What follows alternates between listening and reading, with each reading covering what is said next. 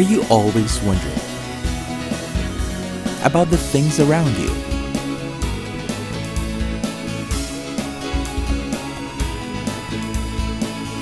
Do you always have the need to find out? Then, this is the show for you. Learn what makes things tick, or how they simply came to be. Satisfy your curiosity.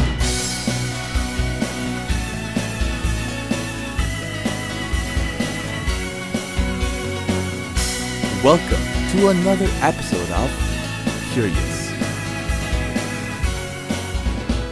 Valentine's Day. Although not recognized as an official holiday, Valentine's Day continues to be one of the most popular holidays that is celebrated worldwide, especially for couples in love. Valentine's Day has spawned its own industry, catering to gifts, chocolates, and greeting cards, all associated with the holiday. But did you know that Valentine's Day has a very colorful origin story? One entangled in historical fact and myth. The holiday can trace its roots to the ancient Roman fertility festival of Lupercalia, which was celebrated during the 15th of February. It was Pope Gelasius I who decreed in the year 496 that the festival be renamed to Saint Valentine's Day, which was to be celebrated every 14th of February. Here's where the legend gets cloudy. Who is Saint Valentine? Well, according to historical records, there are at least 3 people who could have been Saint Valentine. Oddly enough, these 3 guys were also martyred on February the 14th. The most famous, however, was a priest from the year 270. This Valentine was famous for conducting secret marriage rites for Roman soldiers, as it was forbidden by Emperor Claudius II during the time, believing that single unmarried men made better soldiers. Legend has it that Valentine was imprisoned by the emperor. He then fell in love with his captor's daughter, and before meeting his untimely execution, it was said that Valentine wrote one last letter to his love, signed "Your Valentine," which supposedly was the origin of the tradition of giving Valentine's Day cards. Originally, the feast day of Valentine was meant to represent agape or brotherly love and sacrifice. But come the 13th to 14th century, the feast day began to be associated with romance, when famous scribe and poet Chaucer wrote about it, in honor of the engagement of England's Prince Richard II to his fiancée Anne. This would spur the trend of celebrating romantic love. And the tradition continues on today, where Valentine's Day is celebrated by couples all over the world.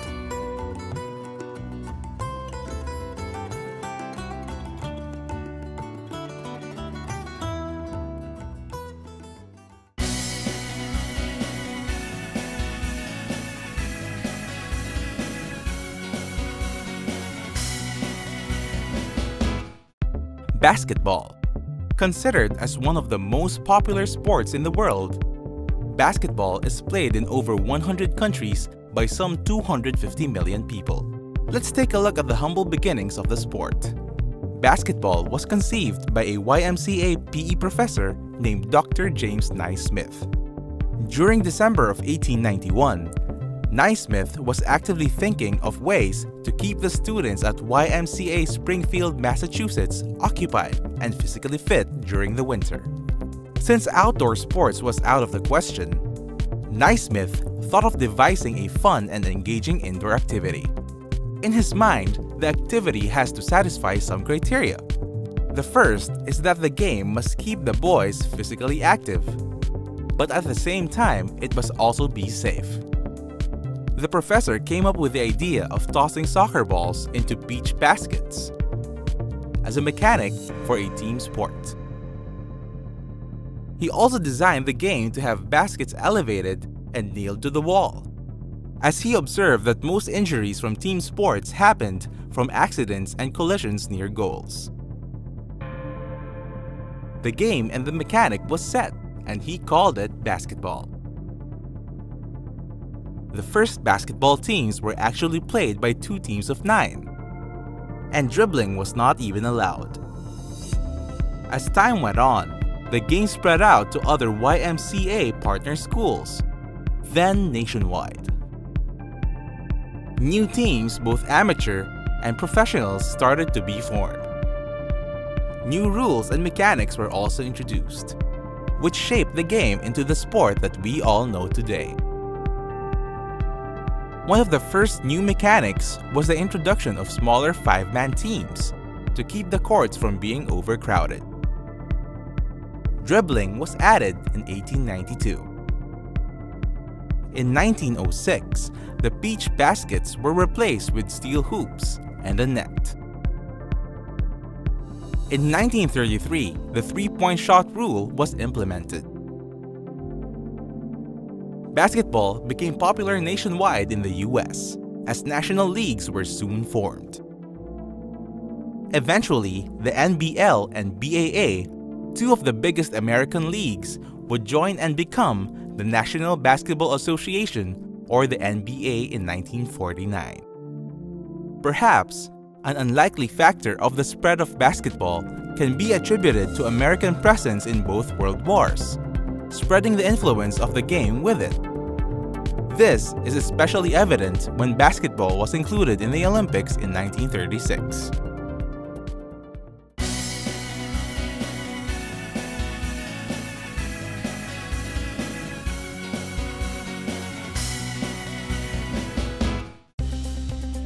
Tires. The tire is the ring-shaped outer covering of a wheel's rim. Tires are significant in that they help protect the steel part of wheels from wear and tear. Tires also help cushion the vehicle as it partially absorbs shock and thus provides a more comfy ride. Aside from this, tires help provide better traction and control from the wheels to the road. The first wheels were, of course, made by our ancient ancestors. These wheels, which were usually made of wood, were round, but did not have any other means of protection from natural wear. Since the wood met with different materials such as rocks, dirt, and other particles in the road, people noticed that they easily wore out. The tire was born out of the need to protect wheels. People used a variety of materials to make hoops around wooden wheels. First was leather, then iron, then eventually steel.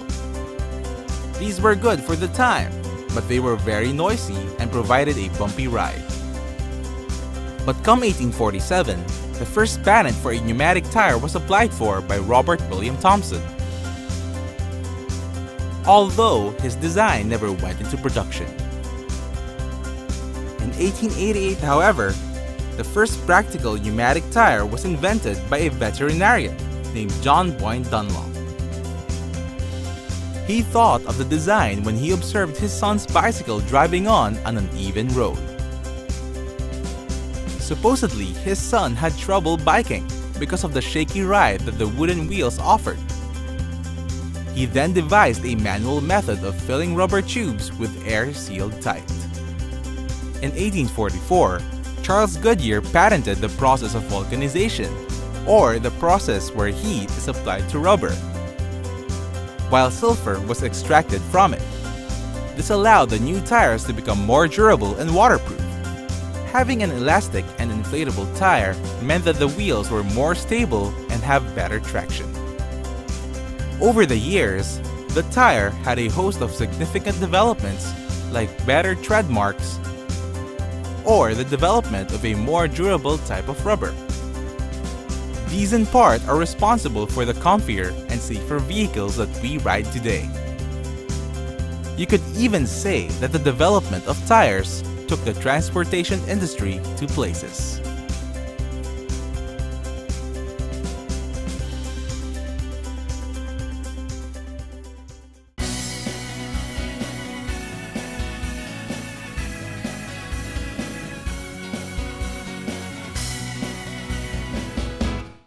Glass. Glass is one of those things that make up a lot of the objects we use, like windows, eyewear, foodwear, cameras, and so much more. Because of its distinct optical and physical properties, glass is considered a versatile material, and its applications are quite endless. It may seem like a pretty modern material to work with, but did you know that glass has been used in one form or the other since ancient Mesopotamian and Egyptian times? The first types of glass used by ancient people comes from obsidian, which is a hard glossy black stone that is formed when sand is exposed to extreme temperatures near a volcano. This was used for arrow tips as well as other weapons and tools that required a sharp edge. The glass we know today is formed with a similar process involving extreme amounts of heat. Silica, which is a component in sand, is the main ingredient in making glass. The silica is combined with soda ash and limestone and subject to temperatures over 1,700 degrees Celsius in a furnace. The resulting molten liquid glass is then poured in a mold or is formed by using air. The glass then takes the shape of its intended use, whether as a car window or as a pitcher, and is left to harden. The composition of the final product and the rate at which the glass hardens is crucial for specific types of use.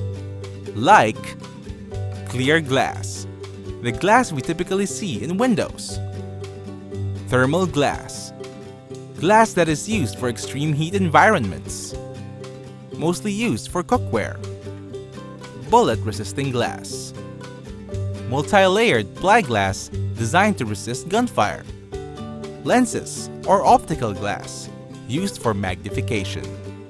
Glass optical fibers, glass that are thin and fiber-like and is used in data connections. Sometimes, coloring ingredients are used as well. Some examples of items that contain colored glass are stained glass windows, designer wine bottles, specialty figurines and glass sculptures. Glass is also 100% recyclable and can be recycled infinitely without the loss of quality. That's why most beverage and food containers are made of glass, and most manufacturers and local city governments implement initiatives for recycling them.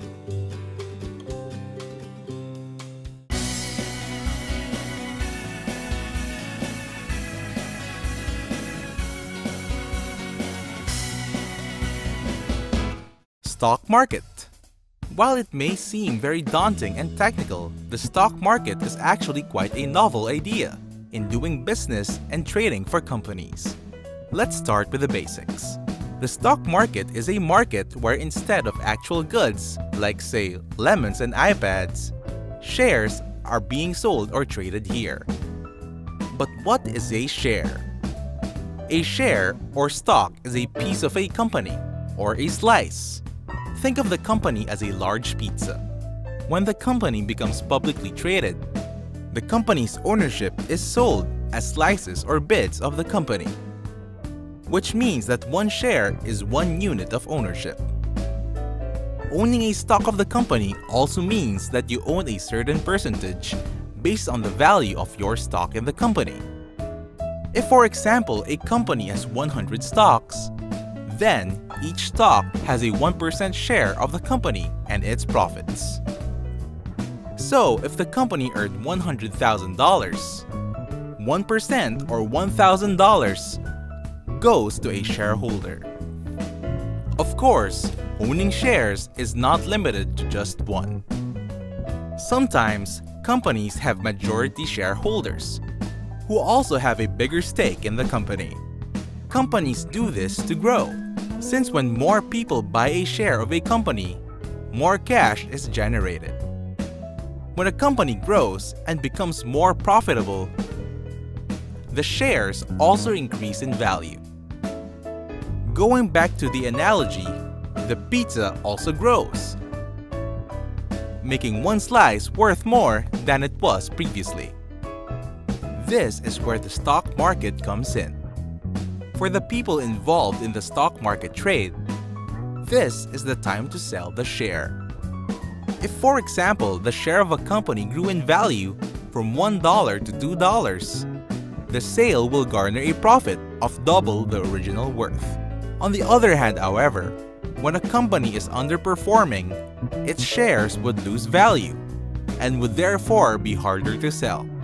Going into stock market trading requires a lot of insight and extrapolation. Only time can tell if a company will actually grow and become successful, but it's not a complete gamble. Understanding new trends in tech and marketing may give us an advantage when buying and selling shares. It might be as simple as buy and sell when the profit is high, but there are lots of factors that may dictate the rise and fall of stocks, such as bankruptcy, current trends, political climate, economic climate, and even natural disasters.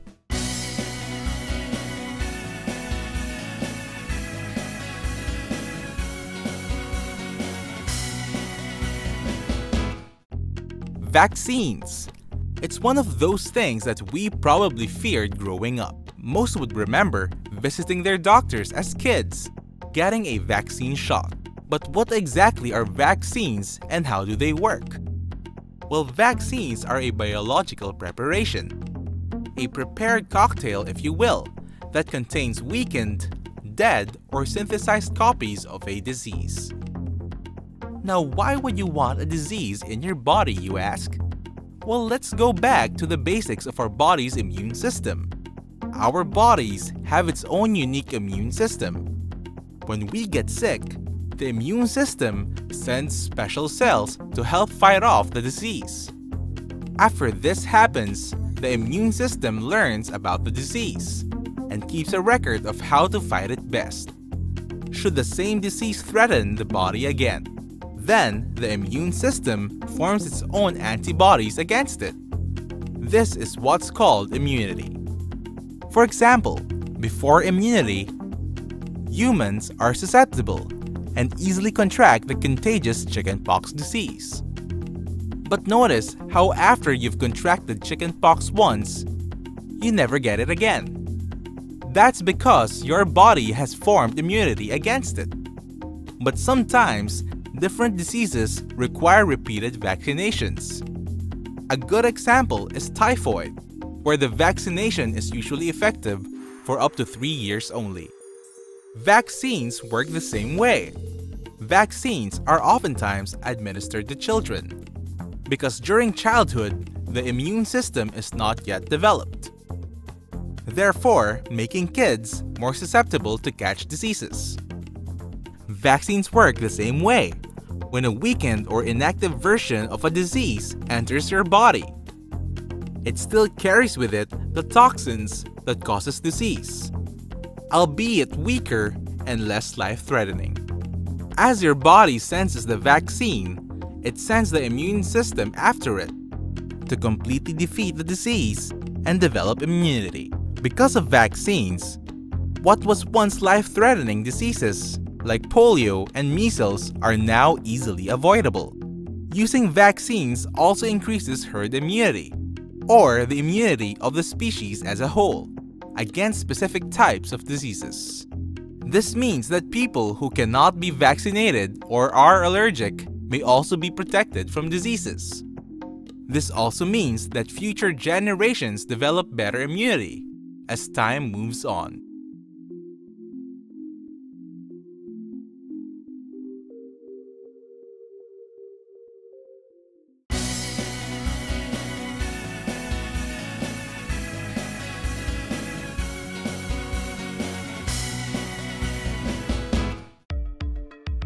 UFO. With such a big universe, there is really no telling what lies ahead of our planet. It is possible that there may exist other intelligent life forms from the vast reaches of space. For now, it remains to be seen, but that hasn't stopped us from imagining what extraterrestrial beings might be like in movies, books, and countless other media. For over half a century now, there have been countless sightings of unidentified flying objects or UFOs. Strictly speaking though, if an object can fly and you can't identify it, then it's a UFO. For some, UFOs serve as a proof of extraterrestrial beings visiting Earth, while for others, it's just a matter of misidentification. The term itself was coined in 1953 by the United States Air Force as a catch-all term for unidentified flyers. The subject of UFOs, however, is debatable and is so polarizing for the scientific community. On one hand, staunch UFO advocates have founded national and international organizations that aim to study the phenomena. On the other are those who dismiss the phenomena as just that, misidentification. There have been multiple instances that UFO sightings have been proven to be hoaxes or are optical illusions caused by atmospheric conditions. In some cases, even something as simple as a weather balloon was thought of as an alien spacecraft. Then of course, there are also cases where the phenomena cannot be explained. Perhaps one of the most famous case studies was that of the UFO incident in Roswell, New Mexico. Still one of the most famous UFO cases up to today, with countless references in popular science fiction. Roswell was allegedly an alien crash site. Conspiracy theorists claim that the US government have recovered alien tech and alien bodies from the site, which they used for study. It was also alleged that the government was covering it up. Today, the Roswell incident still remains a mystery and a point of controversy. UFO sightings seem to be such a regular occurrence, but not much is known. Perhaps in the near future, we'll get to see one up close and finally get to meet our neighbors in the universe.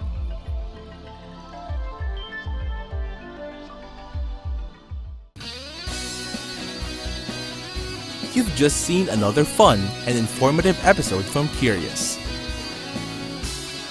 As always, if you have the questions, then we're here with the answers.